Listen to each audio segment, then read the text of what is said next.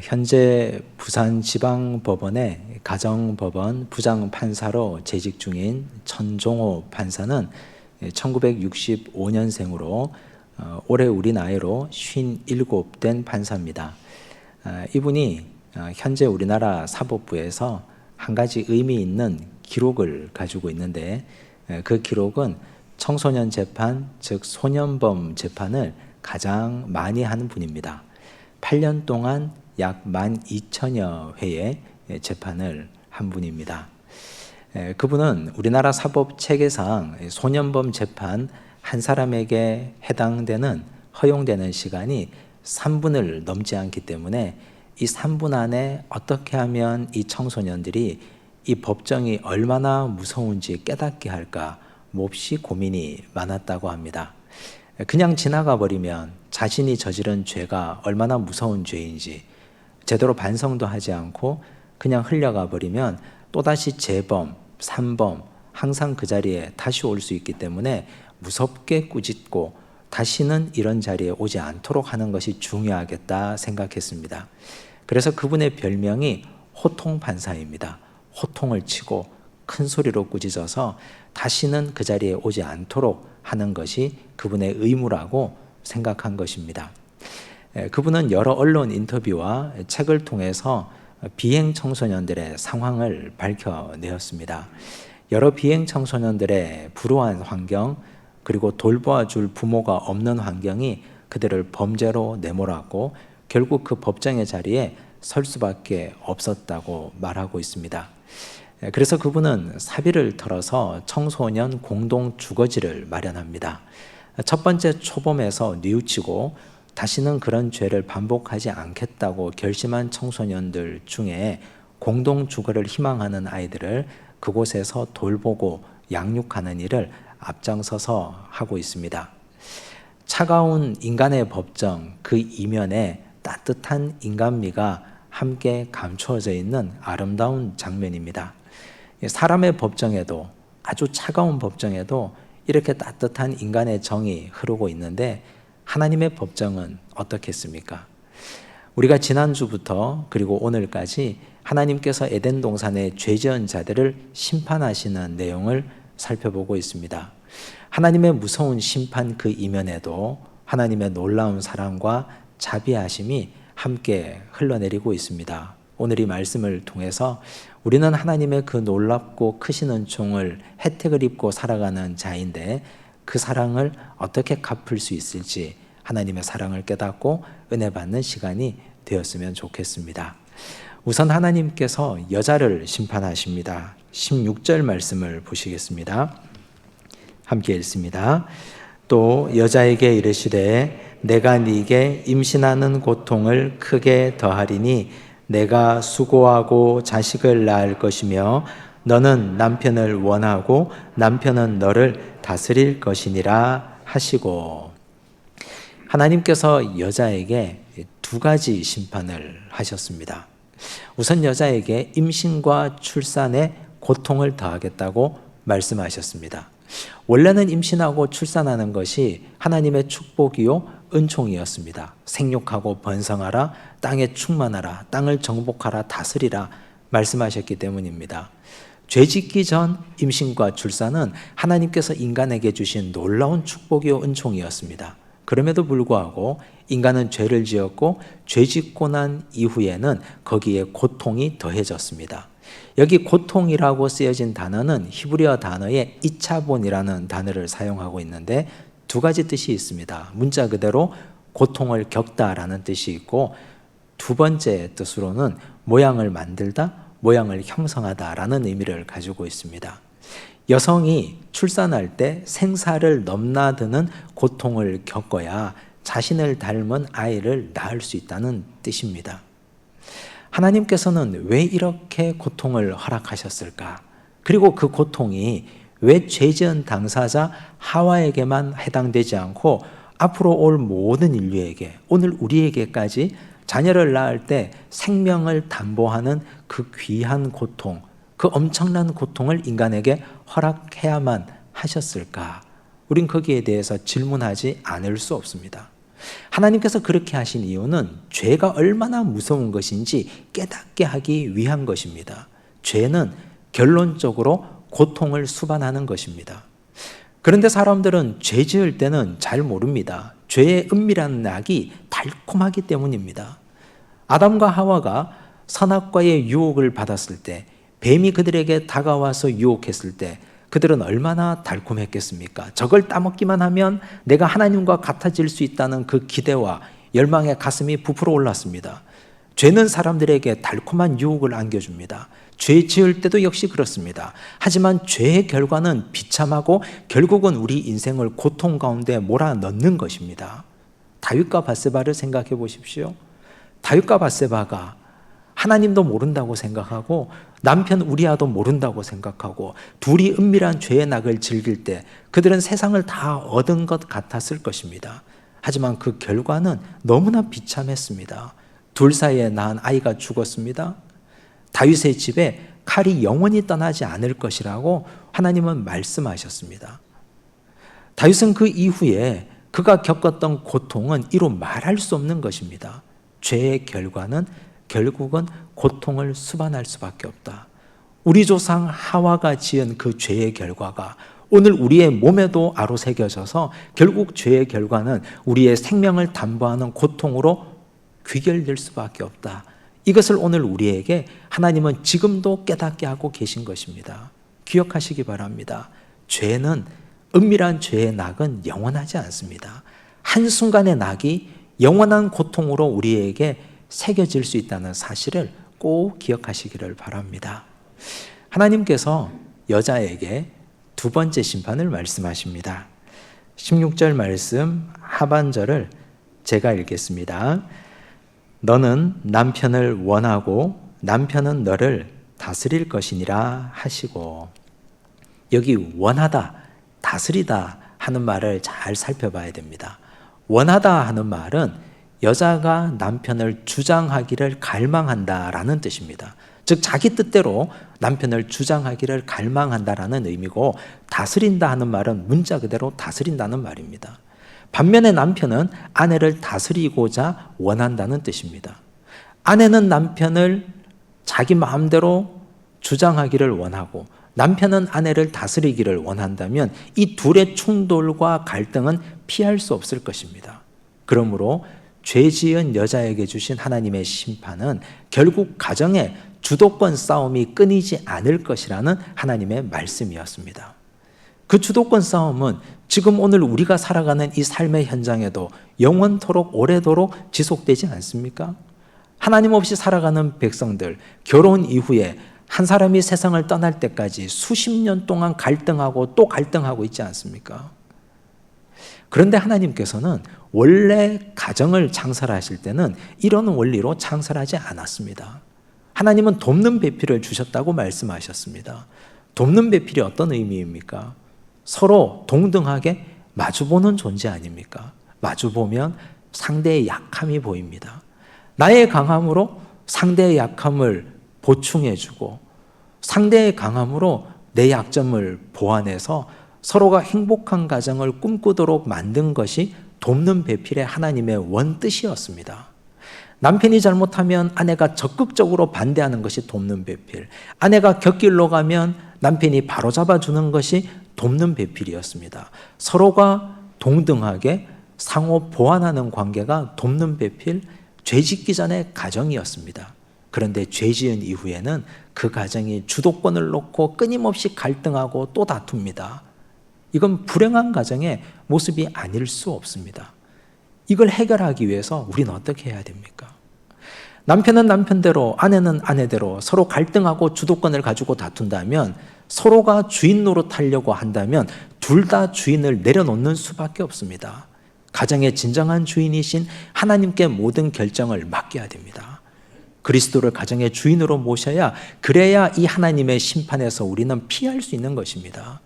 오직 한 가지 길, 예수 그리스도의 말씀을 이 가정의 주인으로 모시고 나는 주님만 섬기겠습니다. 남편의 말도 아내의 말도 그 가정의 주인 노릇 주권을 가질 수 없고 주님의 말씀만 가정의 주권이 되는 그 행복한 가정이야말로 하나님의 심판의 저주를 피할 수 있는 유일한 길입니다. 그러므로 바울은 이렇게 말합니다. 빌립보서 2장 2절 말씀을 보시겠습니다. 함께 읽습니다. 마음을 같이하여 같은 사랑을 가지고 뜻을 합하며 한 마음을 품어. 여기 마음을 같이하고 같은 사랑을 가지라. 이 말이 무슨 뜻일까요? 결혼한 부부가 서로 심하게 다툽니다. 목사에게 찾아옵니다. 목사가 묻습니다. 두 사람에게 서로 사랑하느냐고, 사랑하지 않느냐고. 뜨겁게 사랑한다고 합니다. 남편은 아내를, 아내는 남편을. 그런데 왜 다툽니까? 왜 갈등하고 왜 치열하게 싸울까요? 자기 사랑을 주장하기 때문입니다. 남편은 자기 주장대로 사랑을 강요하고 아내는 자기 주장대로 또 남편을 주장하기를 원하기 때문에 갈등하는 것 아니겠습니까? 그러므로 두 사람의 사랑을 내려놓고 같은 사랑, 여기서 같은 사랑이라는 것은 그리스도의 사랑을 말합니다. 예수 그리스도의 사랑으로 같은 사랑을 가져야 그제서야 그 가정은 행복할 수 있습니다. 하나님께서 여자에게 주신 이 심판을 피하고 그 심판에서 자유롭게 되는 길, 그 길을 꼭 기억하시기 바랍니다. 그리스도의 사랑으로, 같은 사랑으로 가정을 세워가는 믿음의 공동체로 새롭게 태어나시기를 간절히 바랍니다. 하나님께서는 여자에게 이렇게 심판하시면서도 남겨둔 은총이 있습니다. 하나님의 심판은 항상 그 이면에 반드시 남겨두신 하나님의 사랑과 은총이 있다는 사실이 우리에게 너무나 중요한 가치입니다. 하나님은 여자에게 임신과 출산의 고통을 더하셨지만 자녀를 생산하는 그걸 원칙적으로 막지는 않으셨습니다. 자녀를 낳도록 계속해서 자손이 그 자손을 낳고 후손이 후손을 이어가도록 하나님은 자녀 생산은 그대로 두셨습니다. 왜 그랬을까요? 하나님이 그렇게 하신 이유가 있습니다. 하나님이 뱀을 심판하실 때 여자의 후손이 뱀의 머리를 상하게 할 것이라고 약속하셨기 때문입니다. 여자가 후손을 낳아야, 그 자녀가 또 자녀를 낳아야 앞으로 올 사탄의 모든 권세를 파괴하시고 그리스도의 나라, 하나님의 주권이 온전히 주인되는 나라를 세워갈 것 아닙니까? 그래서 하나님은 심판 중에도 하나님의 긍휼을 잃지 않으시고 자녀를 낳아서 생산해서 결국은 메시아를 이 땅에 주시는 하나님의 약속을 끝까지 이어가시고 그 약속을 잃지 않으셨습니다. 이것이 놀라운 하나님의 사랑의 축복인 줄로 믿습니다. 하나님은 오늘도 우리를 때로는 책망하실 때가 있습니다. 심판하실 때도 있습니다. 우리의 잘못을 지적하시고 견책하시고 징계하실 때가 있습니다. 하지만 그것은 모든 걸 다 쓸어버리고 돌아갈 가능성까지 막아버리는 하나님의 징계가 아닙니다. 살펴보면 남겨진 하나님의 은총이 있습니다. 그 놀랍고 귀한 은총을 우리가 찾고 발견하고 그 은총에서부터 시작해서 다시 하나님 나라를 차근차근 세워가는 지혜가 필요할 줄로 믿습니다. 하나님은 하와에게 주신 이 심판과 남겨진 은총을 통해서 우리에게도 그 말씀을 하고 계시는 것입니다. 그 다음 하나님은 아담을 심판하십니다. 17절을 보십시오. 함께 읽습니다. 아담에게 이르시되 내가 내 아내의 말을 듣고 내가 네게 먹지 말라 한 나무의 열매를 먹었은즉 땅은 너로 말미암아 저주를 받고 너는 내 평생에 수고하여야 그 소산을 먹으리라. 노동의 심판입니다. 땅은 너로 말미암아 저주를 받고 너는 수고하여야 그 소산을 먹을 것이다. 앞으로 열심히 일해야 먹고 살 것이라는 하나님의 심판과 저주였습니다. 그런데 에덴 동산에서도 노동이 있었습니다. 인간이 죄를 범하기 전 에덴 동산에도 하나님은 노동하라고 말씀하셨습니다. 창세기 2장 15절 말씀을 보시겠습니다. 함께 읽습니다. 여호와 하나님이 그 사람을 이끌어 에덴 동산에 두어 그것을 경작하며 지키게 하시고, 죄 짓기 전에 에덴 동산에서 땅을 경작하고 지키게 하는 하나님의 명령이 있었습니다. 그런데 죄 지은 이후에 수고하여야 땅의 소산을 먹을 것이다. 죄 지은 이후에도 노동이 있습니다. 그러면 이게 심판입니까? 징벌입니까? 죄 짓기 전이나 죄 지은 후나 똑같이 노동이 있다면 이게 왜 심판입니까? 18절 말씀을 보시겠습니다. 함께 읽습니다. 땅이 내게 가시덤불과 엉겅퀴를 낼 것이라. 내가 먹을 것은 밭의 채소인즉. 하나님의 심판은 가시덤불과 엉겅퀴로 응답하는 심판입니다. 죄 짓기 전에는 가시덤불, 엉겅퀴가 없었습니다. 즉 하나를 심으면 하나를 얻습니다. 10을 노력하면 10가지를 얻습니다. 100을 심으면 100을 얻습니다.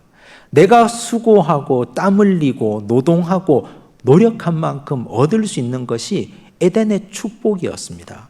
그런데 죄 짓고 난 이후에는 100을 심어도 10을 얻을까 말까 합니다. 가시덤불과 엉겅퀴 때문에 땀 흘리고 수고하고 애쓰고 발버둥 치고 노력해도 그러나 내가 땀 흘린 만큼 수고한 만큼 분투한 만큼 얻어갈 수가 없습니다. 이것이 하나님께서 죄 지은 인간에게 내리신 아주 무서운 심판입니다. 하나님께서 이렇게 하신 이 심판, 가시덤불과 엉겅퀴를 주신 이 심판을 보면서 우리는 한 가지 중요한 원리를 깨달아야 합니다. 과연 복이 무엇인가? 하나님께서 우리 인간에게 주신 복의 원형이 무엇인가? 하나님이 인간에게 주신 복은 일확천금이 아닙니다. 벼락부자가 되는 것이 그것이 결코 복이 아닙니다. 진짜 복은 에덴을 회복하는 것이 진정한 복입니다. 하나를 심으면 하나를 얻고 10을 심으면 10을 얻고 내가 노력하고 땀 흘리고 수고한 만큼 하나님이 우리의 땀의 노고를 인정하시고 그대로 되돌려 주시는 것. 이것이 우리가 누릴 수 있는 복 중에 가장 위대한 복입니다. 시편 기자는 이렇게 고백합니다. 시편 128편 2절 말씀을 보시겠습니다. 함께 읽습니다. 내가 내 손이 수고한 대로 먹을 것이라. 내가 복되고 형통하리로다. 이것이 왜 복입니까? 사람들은 이걸 복이라고 인정하기 싫습니다. 내 손이 수고한 대로 먹고 누리는 것이 복이라면 나는 그런 복은 싫습니다. 나는 10을 심으면 1000, 10,000, 100만, 10만을 얻고 싶습니다. 사람들은 그렇게 말할 것입니다. 그런데 시편 128편 시편의 기자는 성전에 올라가면서 이 노래를 하나님께 드렸습니다. 하나님, 돌아보니 내 손이 수고한 대로 먹는 것이 복이었습니다. 그것이 진정한 복임을 이제야 깨닫고 다시 하나님의 성전에 올라갑니다. 나를 비롯해서 우리 가족, 일가 친지들, 하나님을 사랑하는 모든 백성들이 수고한 대로 거두고 땀 흘린 대로 그 대가를 누리게 해달라고, 그렇게 시편 기자가 하나님께 간곡하게 기도하고 있는 장면이 시편 128편입니다. 그런데 세상의 악한 사람들은 이걸 절대로 복이라고 생각하지 않습니다. 일확천금, 벼락부자 되고 싶어 합니다. 주식을 사고 이것이 몇백 배가 되어서 큰 부자가 되고, 부동산을 사고 이것이 엄청나게 올라서 3대, 4대가 먹고 배부를 만큼 누리는 것, 이걸 복이라고 생각합니다. 그런데 생각해 보십시오. 살아보십시오. 주변을 둘러보십시오. 언론 보도를 보십시오. 역사를 보십시오. 과연 그것이 복이었는가? 과연 그렇게 살아간 것이, 땀 흘림의 진정한 대가 없는 것이 과연 그것이 진정한 복이었는가? 큰 물질이 주어지면 이건 우리가 경계하고 당황스럽게 여겨야 됩니다. 과연 하나님께서 이걸 나에게 왜 주셨을까? 혹시 그 안에 사탄의 미묘하고 복잡한 시험이 들어있지는 않을까? 그것 때문에 우리의 믿음이 상실되거나 우리 자녀의 믿음이 떨어지지는 않을까? 우리가 지금까지 믿음 생활 잘 해오고 있었는데 이 물질 때문에, 이 돈 몇 푼 때문에 우리 가정이 자손 대대로 망하지는 않을까? 우린 그걸 오히려 더 경계해야 됩니다. 진정한 복은 하나님께서 에덴에서 주신 그 복의 원형입니다.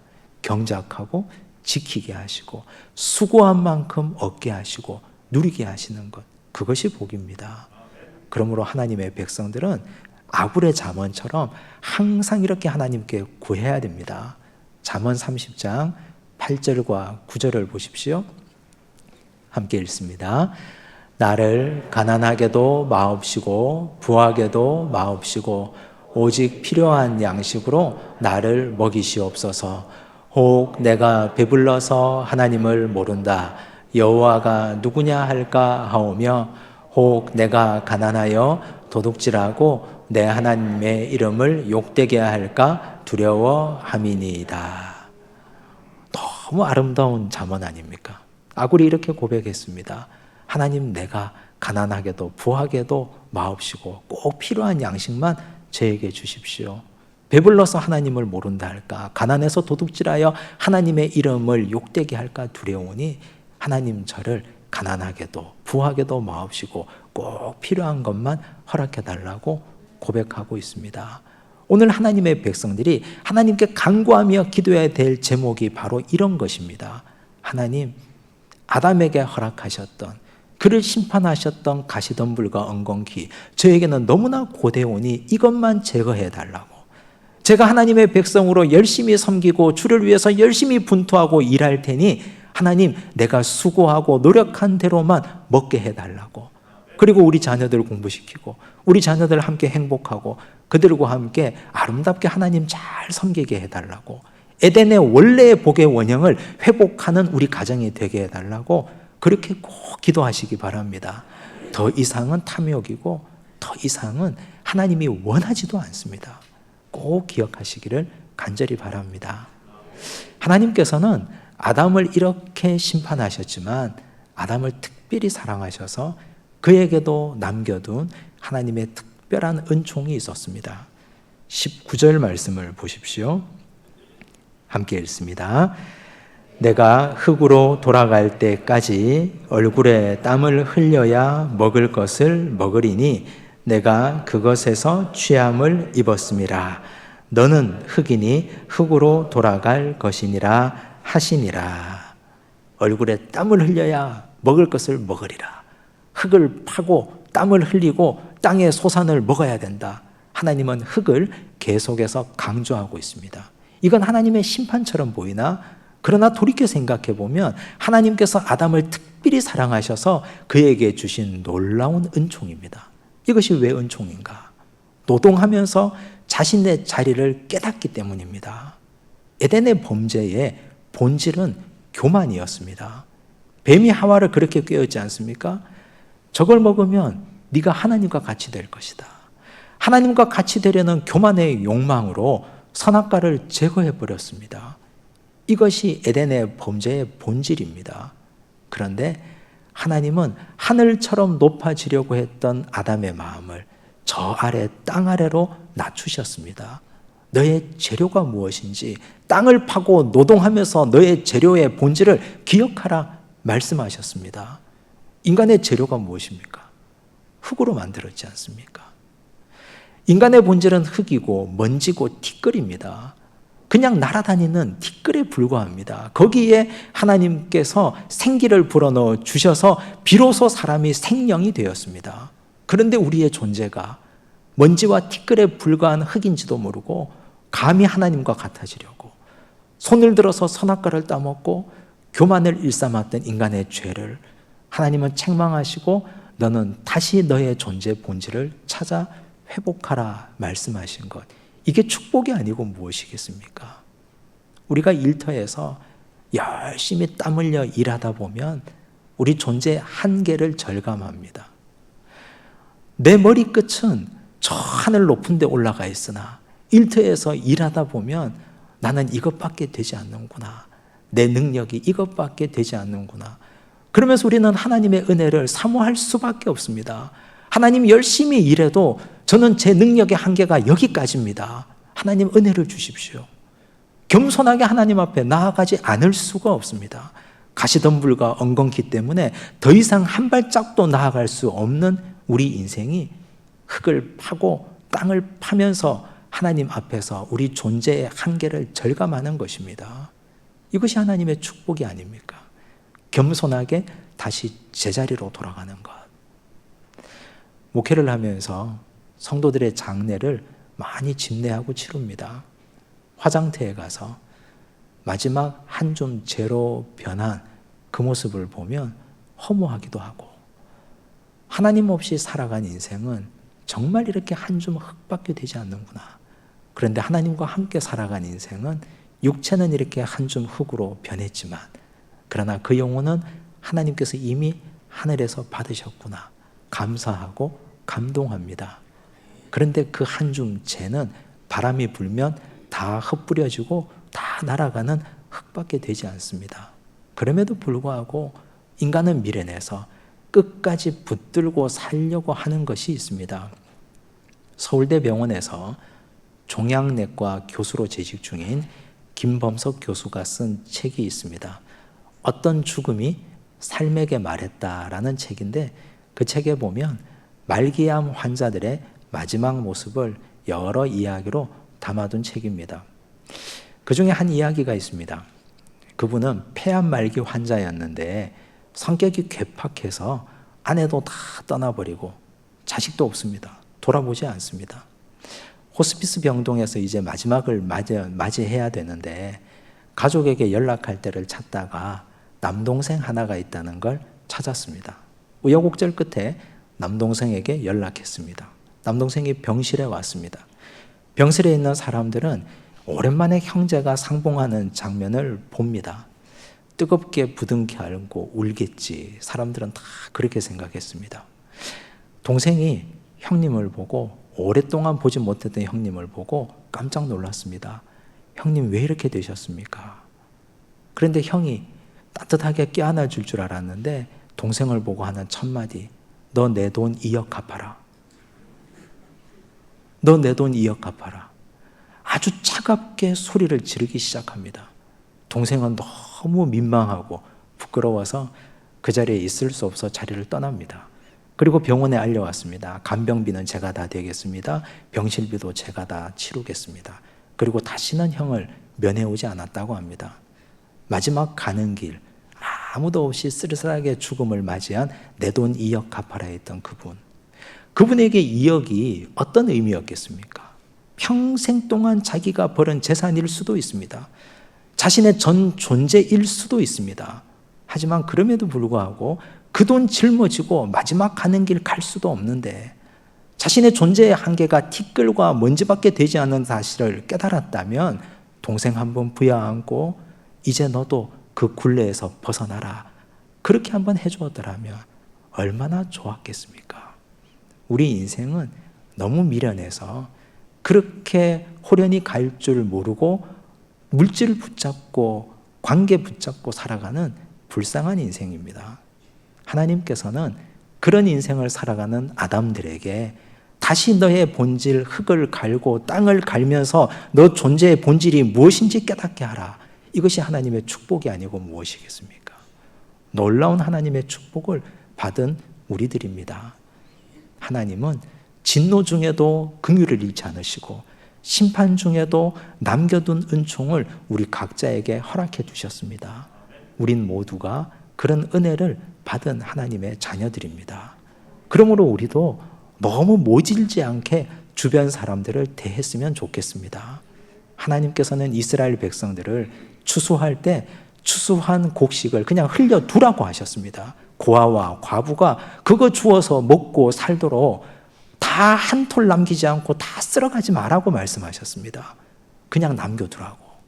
그러므로 오늘 우리가 나와 함께한 사람들, 이웃들, 가족들에게 너무 모질게 하지 마시고 그들에게 돌아갈 길도 주시고 돌아올 길도 주시고 때로는 모른 척도 해주시고 때로는 사랑도 베풀어 주시는 그런 귀한 넉넉한 은혜가 주님을 닮은 은총이 함께하기를 간절히 바랍니다. 기도하겠습니다. 하나님 아버지 감사합니다. 하나님께서는 진노 중에도 긍휼을 잃지 않으시고 심판 중에도 따뜻함을 항상 가지고 계신 분이었습니다. 우리가 그 하나님을 오해했습니다. 하나님은 너무나 무자비하고 우리를 책망하시고 끝까지 몰아세우는 분으로 오해했습니다. 아버지 용서하여 주옵소서. 임신과 출산의 고통을 주셨지만 그러나 여자의 후손을 통해서 뱀의 머리를 상하게 하시는 그 길을 열어놓으신 하나님, 아담에게 노동의 심판을 하셨지만 그러나 땅을 갈면서 자신의 존재를 다시 한번 깨닫게 하신 하나님, 오늘 우리가 그 사랑을 받았으니 우리 이웃들에게도 가족들에게도 우리를 마음 상하게 한 분들에게도 넉넉한 여유와 품어줄 수 있는 은총도 허락하여 주옵소서. 모든 말씀 예수님 이름으로 기도드리옵나이다. 아멘.